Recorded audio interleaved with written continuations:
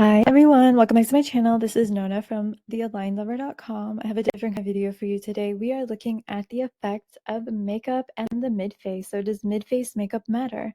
I'll look at the best makeup looks for short versus long mid-faces, and I'm just going to give you the general patterns that I am observing.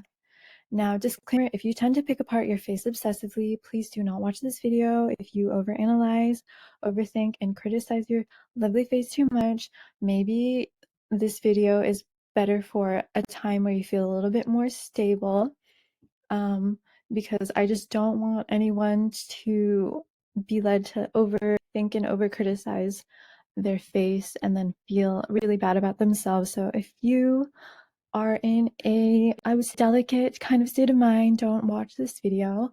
But if you genuinely enjoy studying your features and like contemplating the different ways that they can be presented, exaggerated, and distorted by makeup, then this is for you. Also note, I don't believe in balancing the face. I believe that everyone has a very unique kind of harmony and momentum and rhythm to their face, and I think the best makeup helps emphasize that, and it aligns with someone's natural rhythm and harmony. I'm not trying to give you my personal preferences in terms of makeup or stylistic intentions with this video. Rather, I am looking at the ways that certain makeup application can help create a more cohesive or coherent, well-distributed makeup look. So before we get into that, obviously, let's discuss what the mid-face is. The popular use of the term, especially I think in like more Korean makeup spaces, refers to the mid-face as the space, I'm going to say the brow bone to the upper lip. And if you have a longer mid-face, then this region is going to be longer compared to your upper and lower thirds of the face. Whereas if you have a shorter mid-face, this is more balanced or looks more balanced. And that tends to be the case if you have a shorter face. So if you have a longer mid-face with a longer face, then that's going to be exaggerated. Whereas if you have a shorter mid-face and a shorter face, the mid-face tends to look a little bit shorter as well.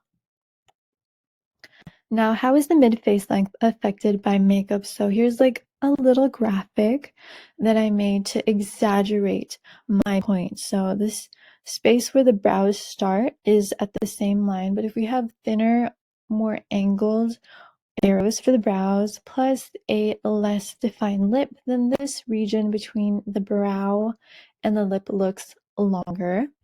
Whereas if we have shorter, straighter brows and a more defined lip, then this region looks shorter. And just to give you some variation, I did one with a lighter lip here, and then this area looks a little bit longer than this area. I also did the opposite here, and obviously this area looks a little bit shorter than this area just because of the color, the strength of the visual endpoints of the brow and the lip. Now, before we begin with the longer mid-faces, just note that longer mid-face regions tend to belong to a longer face shape. So just keeping that in mind. Obviously, there are exceptions, but this tends to be the pattern that I'm seeing. It's kind of like having longer arms. You're probably going to be taller. All right, our first example is lovely Liv Tyler.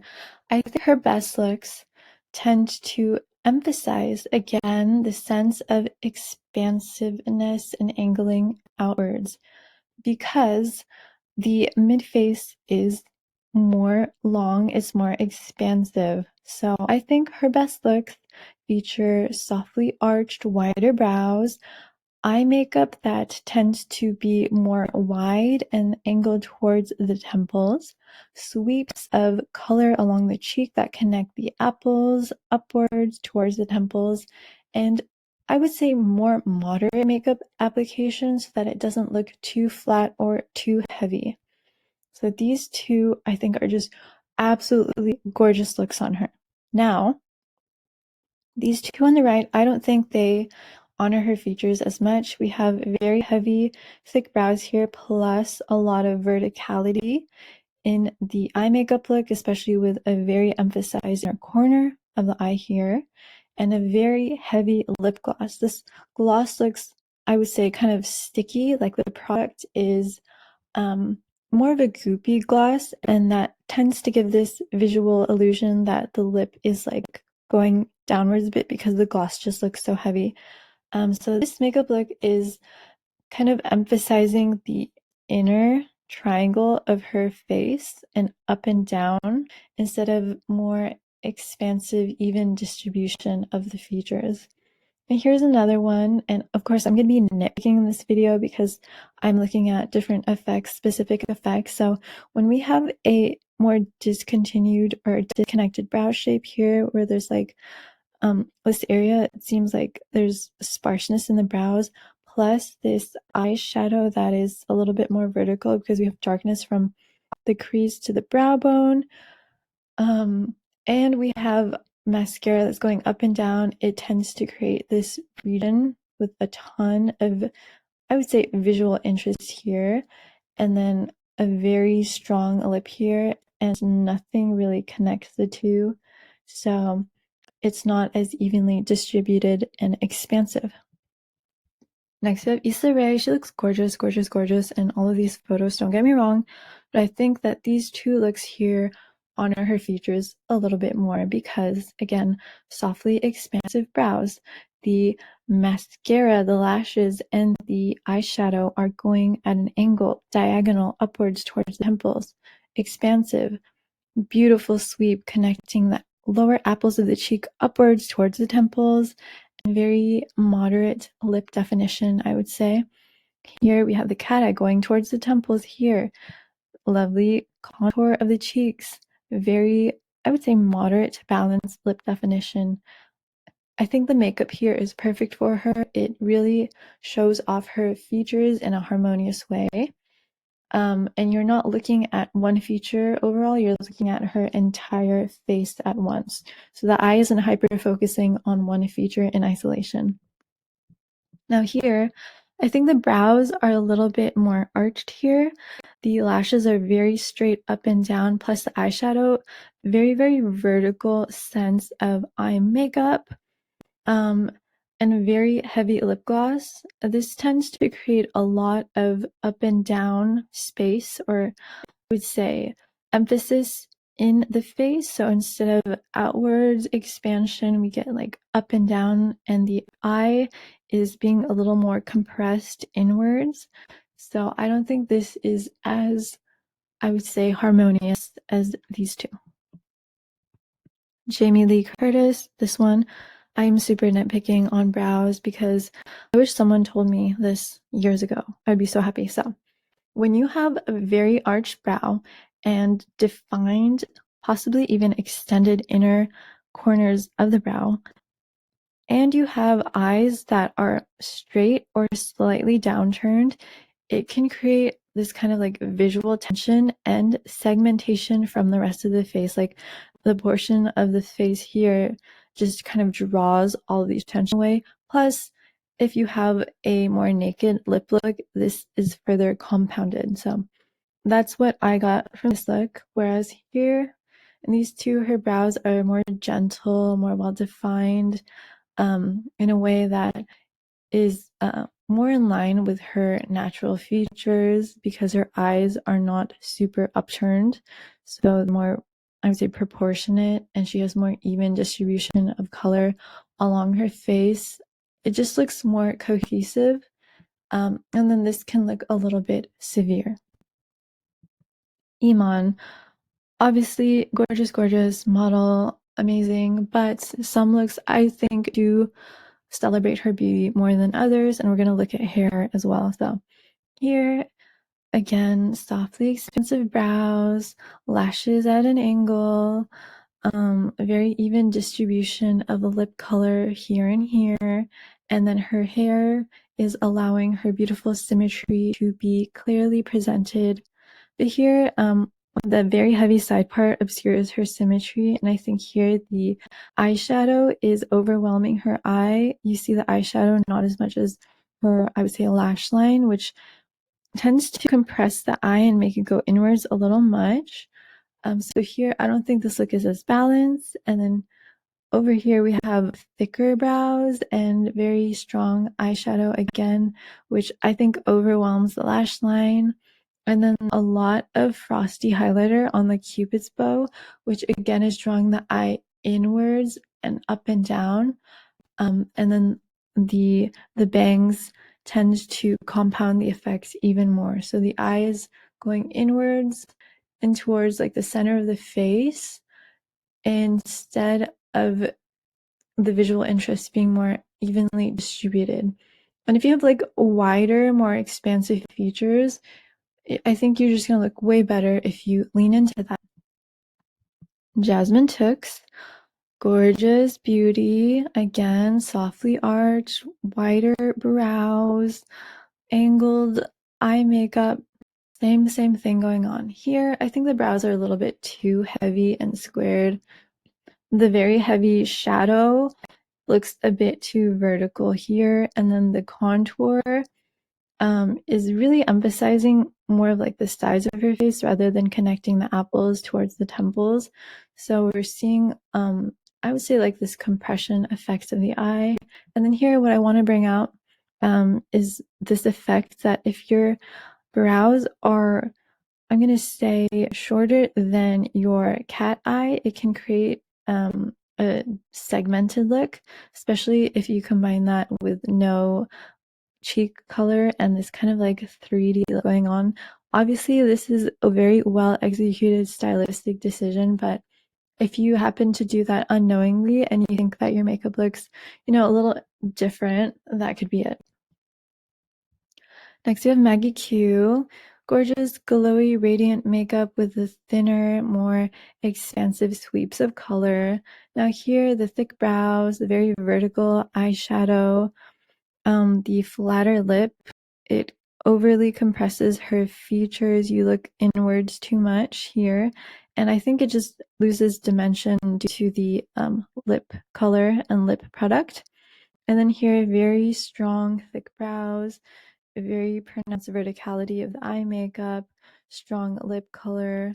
And again, yeah, I just think that this is drawing the eye too much towards the center. Next, we have model Alessandra Ambrosio, and again, same thing going on. Expansive makeup here, but when she overemphasizes the inner corners of the brows, makes her brows a lot heavier, makes the eyeliner and lashes go vertical in a way. I think it looks a little bit too heavy for her, and it compresses the visual interest of her face inwards too much. And just a little note, just the gloss on the Cupid's bow and the gloss on the corner here, it really emphasizes this triangle here, which can make your jaw look bigger, if that makes sense. Just something to note, I love big jaws, but we're just looking at the effects of makeup. Over here, kind of like the same thing going on. Very emphasized, I say brows here, plus the more matte lip look. And yeah, it's just not creating that multi-dimensional kind of reflective, glowy, expansive effect. So when you have a more expansive face, it's kind of like having like a beautiful metallic bowl. Like you want the light to reflect on the outer edges, the outer contours. All right, now let's move on to shorter mid faces. So Selena is our first example.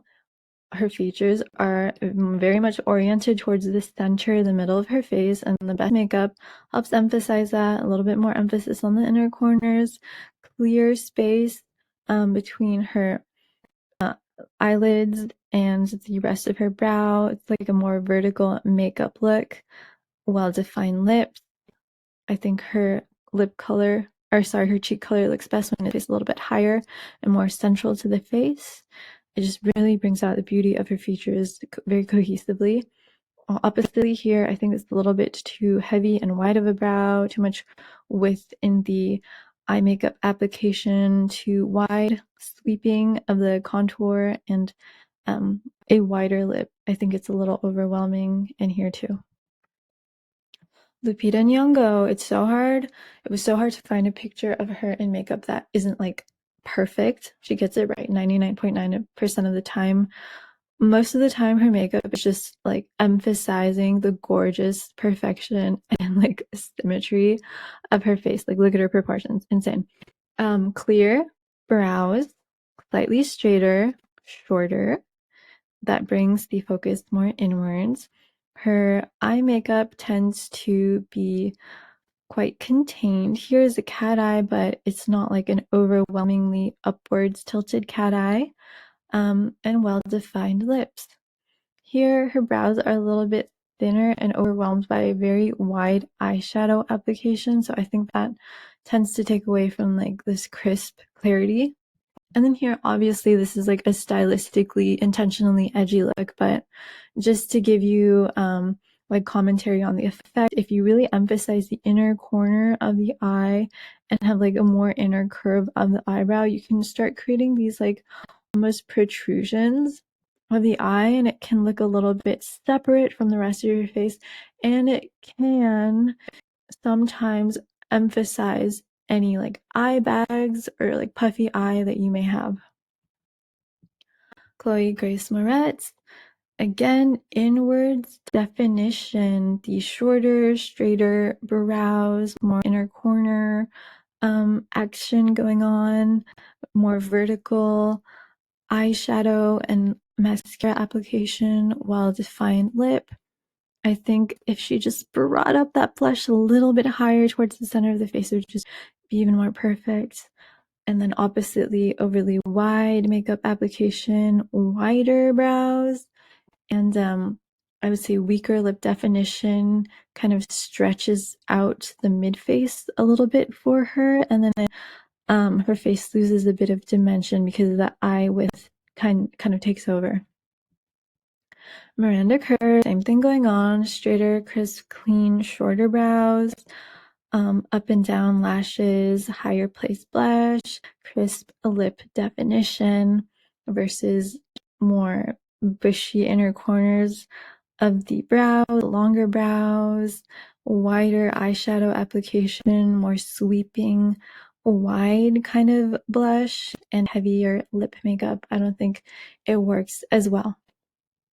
And then lastly, Cara Delevingne, her face just really opens up with, again, the same approach, shorter, clearer, crisper kind of brows, more vertical eye makeup, cleaner lip definition. And then here we have very, very wide brows, heavy brows, a lot of width in the eyeshadow application.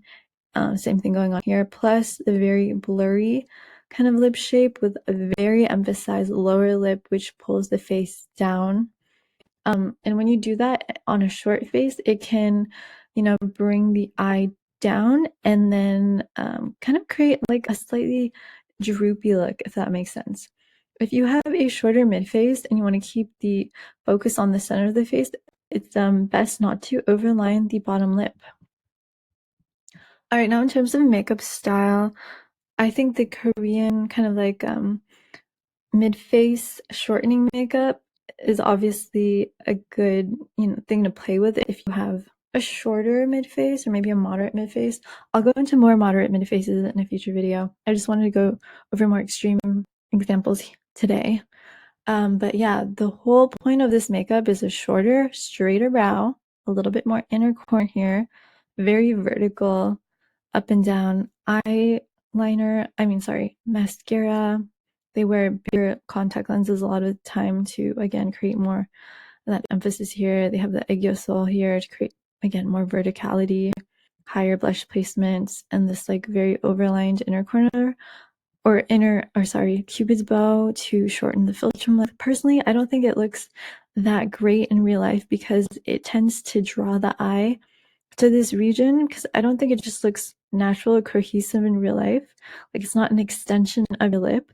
So it looks cool in pictures sometimes, but I think in real life, you're honestly trying to like enhance your features.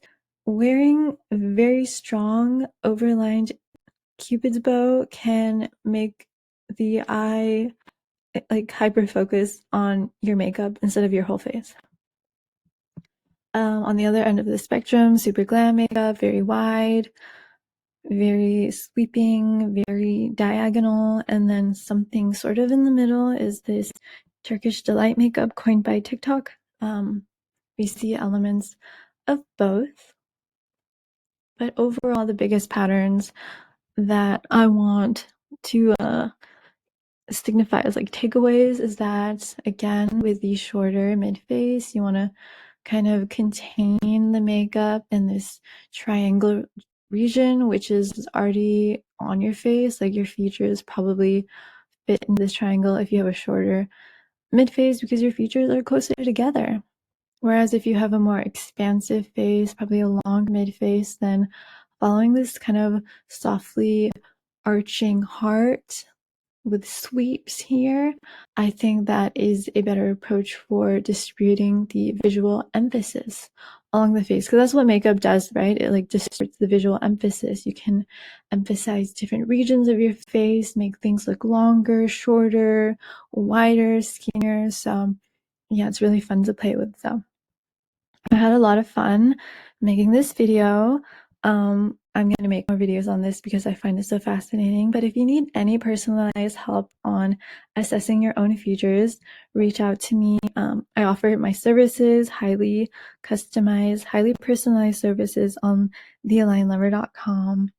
And yeah, let me know if you have any observations in the comments or any